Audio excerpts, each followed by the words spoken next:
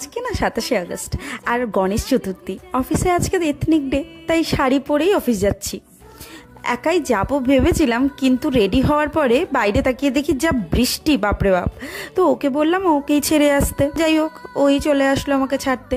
শুধু আমি কিন্তু না, অফিসে কিন্তু আজকে পড়েছিল সবাই ট্র্যাডিশনাল। ব্রেকফাস্টও কিন্তু আজকে বাড়ির থেকে আনিনি, আমরা সবাই একসাথে রুফটপে চলে গেছিলাম ব্রেকফাস্ট করতে।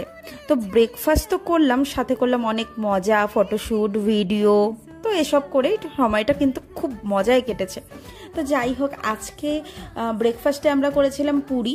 আমি পুরি সবজি নিয়েছিলাম, আর সবাই যার যেটা পছন্দ তারা সেভাবেই ব্রেকফাস্টটা নিয়েছিল।